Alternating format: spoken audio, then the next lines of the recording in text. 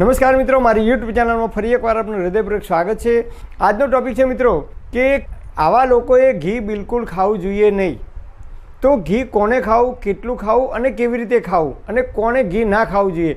નહીં તો ઘી ખાવાથી આપણને અનેક પ્રકારની બીમારીઓ પણ થઈ શકે છે। તમને નવાઈ લાગશે કે ઘી ખાવાથી બીમારીઓ થાય છે, રોગ થાય છે। જી હા મિત્રો, ઘી ખાવાથી brain stroke, heart attack, paralysis અને હાઈ બીપી જેવી અનેક પ્રકારની સમસ્યાઓ આપણા શરીરમાં થઈ શકે છે।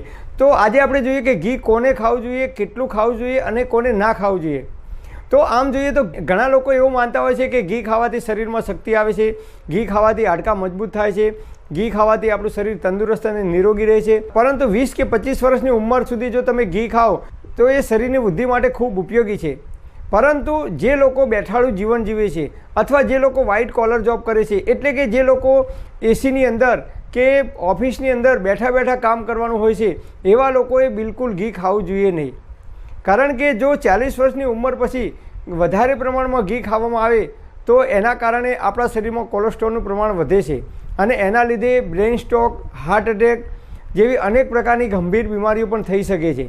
તો ઘણીવાર જોઈએ તો લોકો ખીચડીની અંદર પણ 3 કે 4 ચમચી જેટલું ઘી ખાતા હોય છે, દાળ ભાતની અંદર પણ ઘી લઈને ખાતા હોય છે, ઘણા લોકો શાકની અંદર પરથી એક્સ્ટ્રા ઘી લઈને ખાય છે।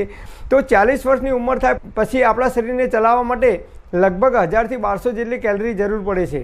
પરંતુ ઘીની અંદરથી વધારે પ્રમાણમાં આપણને કેલરી મળે છે અને એ કેલરી આપણે શરીરમાં જમા થાય છે, જેનું ચરબીમાં રૂપાંતર થાય છે અને લાંબા ગાળે એ કોલેસ્ટ્રોલ તરીકે આપણા શરીરમાં જમા થાય છે અને એના કારણે આપણા શરીરમાં અનેક પ્રકારની બીમારીઓ આવવાની સંભાવનાઓ પૂરેપૂરી રહેલી છે।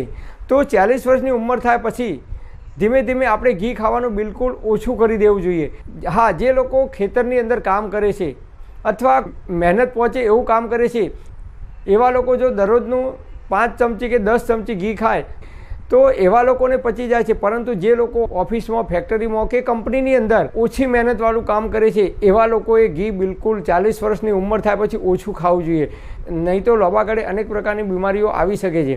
એટલે આપણે દાળ ભાત, શાક, રોટલી, રોટલો જે કંઈ ખાઈએ છીએ એ દરેકની અંદરથી આપણા શરીરને પૂરતા પ્રમાણમાં કેલરી મળી રહેશે। એટલે ઘી એક્સ્ટ્રા વધારાનું ખાવાની જરૂર પડતી નથી।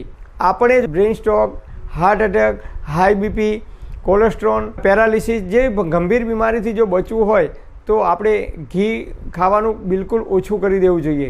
તો જો તમે દેશી ગાયનું ઓરિજિનલ ઘી ખાશો તો એ તમને વધારે નડતું નથી।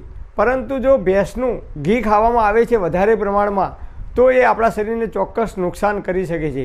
મારી આપ સર્વેને વિનંતી છે કે જો તમે બેઠાડું જીવન જીવતા હોય તો ઘી બિલકુલ ખાવાનું ઓછું કરી દો, નહીં તો પાછલી જિંદગીમાં આપણને અનેક પ્રકારની બીમારીઓ થઈ શકે છે।